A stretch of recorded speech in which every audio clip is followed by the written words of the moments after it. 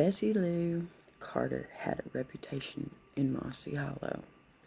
Her biscuits were legendary, the kind folks whispered about at church potlucks and famous reunions. They were perfectly golden, as fluffy as a cloud, and buttery enough to make a stick of margarine feel like an imposter. But Bessie wasn't just known for her biscuits. She was also known for her sass. When her nosy neighbor, Miss Crenshaw, once asked her for her secret recipe, Bessie quipped, "Sure, darling, but you need a lifetime of practice and just the right amount of stubbornness to make it work." One fateful Saturday morning, Bessie woke up early, as she always did, to whip up a batch of her famous biscuits for the church bake sale. She had her apron tied tight, the kitchen smelling like flour and butter, and her favorite blue mixing bowl ready for action.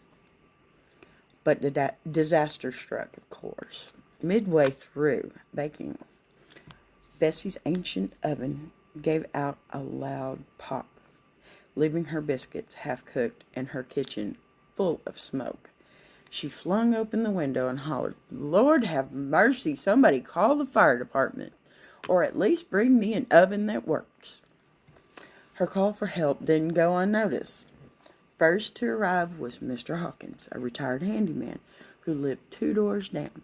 He carried over his old cast-iron Dutch oven. "It ain't fancy," he said, plunking it on the counter, "but it'll get the job done."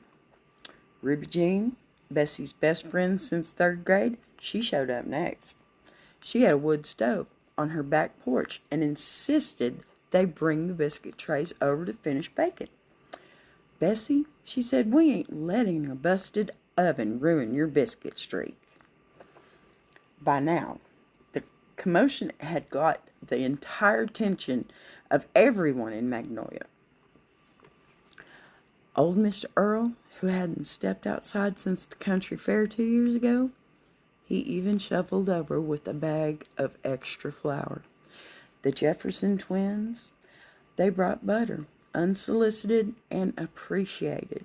Even Pastor Tillman left his sermon prep to offer the church kitchen if Bessie needed it. The scene was like a carnival. Neighbors were laughing, sharing stories, and sneaking bites of biscuit dough when they thought Bessie wasn't looking. And as the biscuits baked, something magical happened.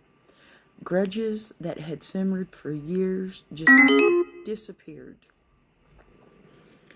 Mrs. Crenshaw and Ruby Jean, who hadn't spoken since the infamous pie contest of '98, were suddenly swapping tips on keeping pie crust flaky. By the time the biscuits were done, they weren't just a batch of baked goods. They were a town triumph. Bessie stood on her porch and with the basket of golden beauties and declared, "Y'all didn't just save my biscuits today, you saved my soul." That afternoon, the bake sale at the church was the busiest it had ever been. Folks couldn't get enough of Bessie's biscuits, but more than that, they couldn't stop talking about how the whole town had pitched in to make them happen. Bessie, of course, took it all in stride. "Well," she said, with a wink, "I always knew my biscuits were good enough to bring these folks together. I just didn't think it'd take a broken oven to prove it." From that day on, Bessie's kitchen became the unofficial gathering spot of Mossy Hollow. Whether it was a broken appliance or a broken heart, you could count on Bessie's biscuits and the people of Magnolia Lane to fix it. Hey y'all, Memoirs of a Redneck Bar-Bee here, aka Chardy. I just wanted to come and say, hey, thank you for being here. If you've subscribed, I love you to death. If you haven't subscribed, I love you anyway, but would you please leave a comment, hit the like button, and don't forget to leave me a comment and tell me how silly I am. Got my dolly hat on and everything. Just for you. Y'all come on in.